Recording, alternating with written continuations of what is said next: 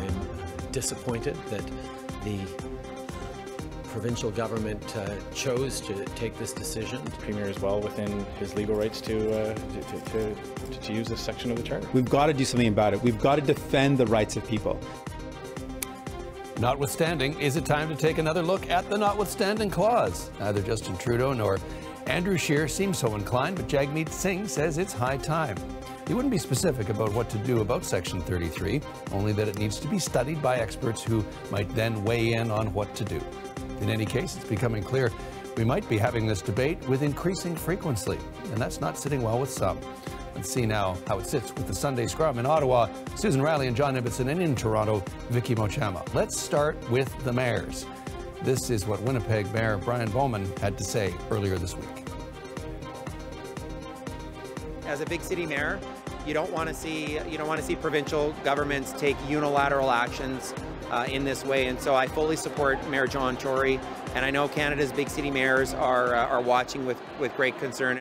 So not only the mayor of Winnipeg, the mayor of Calgary, the mayor of Edmonton, the mayor of Ajax, the mayor of Halifax, right across the country, they seem a little concerned at the provinces. And of course, we've heard from a number of former premiers who say this is just fine by them. So the battle lines are drawn. Susan, let's begin with you. How worried should mayors be across the country that they might see some muscle flexing from their provinces?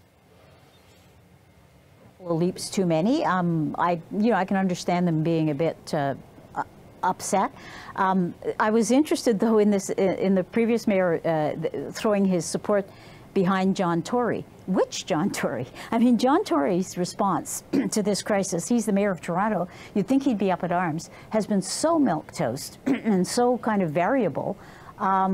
It's interesting. I think it's interesting how both he and Justin Trudeau and Andrew Scheer have been very tepid, I would say, in their response. And I think it's probably because they know the case was sort of weak, and they kind of recognize that that Ford is getting a lot of popular approval for this.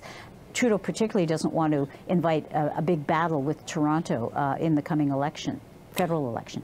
And of course, as you point out, John Tory's approach to this has been criticized by his leading opponent, Jennifer Keesmaat. He's pushed back, but let's not forget, we're supposed to be in the middle of an election campaign, so that sort of thing does happen. John, should mayors be worried?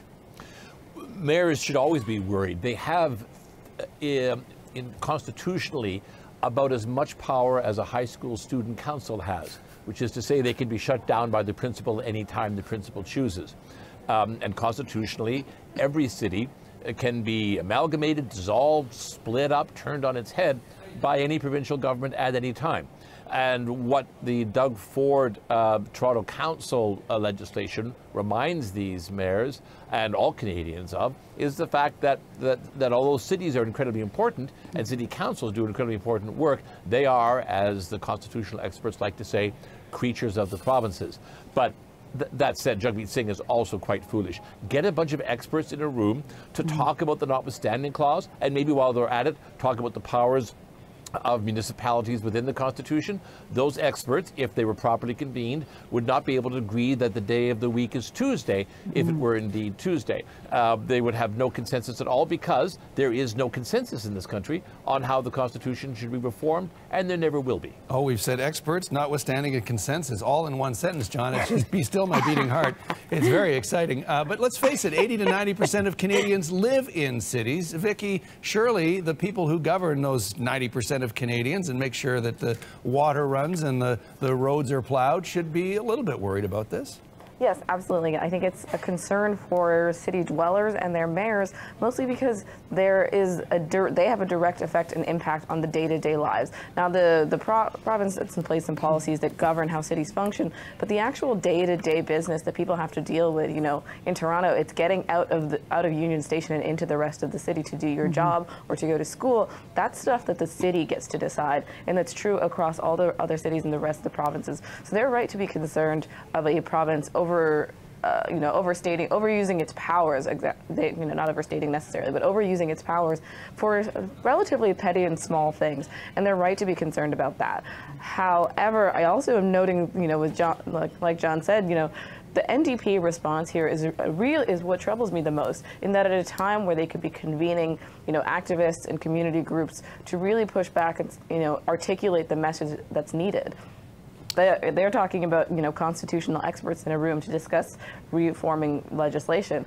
That's not necessarily, putting together a political power block. That's really shifting the responsibility onto community groups to articulate it for themselves when the party could step in. Okay, so we've parsed Jagmeet Singh's approach. Andrew Scheer's approach makes sense, but Susan alluded to Trudeau. This was his father's constitution. This was the withstanding clause that was hammered out, and he not in favor of it. So what's at the heart of Trudeau's approach to all this? Why the go slow?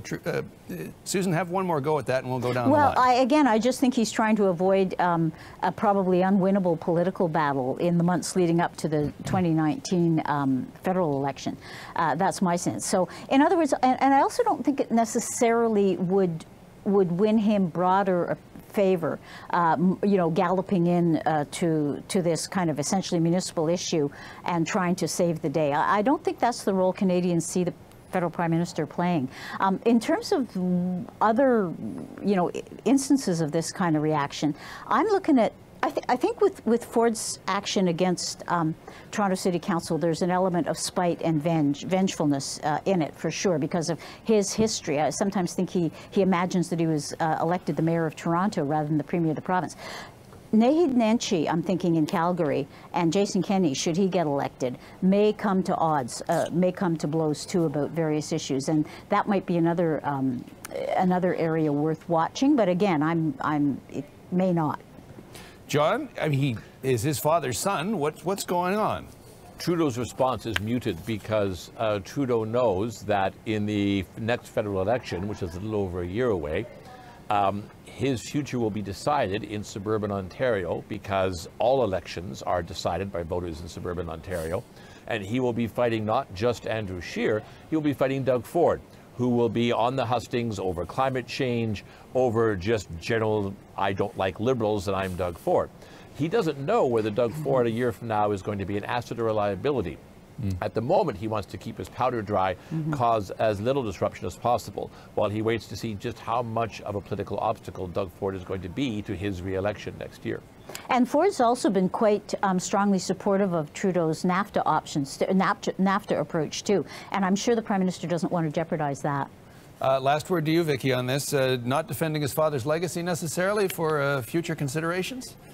I think I agree with the rest of the panel. No one's going to be re-elected prime minister going to battle for Toronto. Not only does it send the wrong message to suburban Ontario, it sends the wrong message to the rest of Canada. There's always been that division, in terms of perception. And so I think when it comes to an election season that we're heading into, perception is really the battle that has to be won. And fighting for Toronto is not going to win Justin Trudeau, and the Liberals, more seats in the House.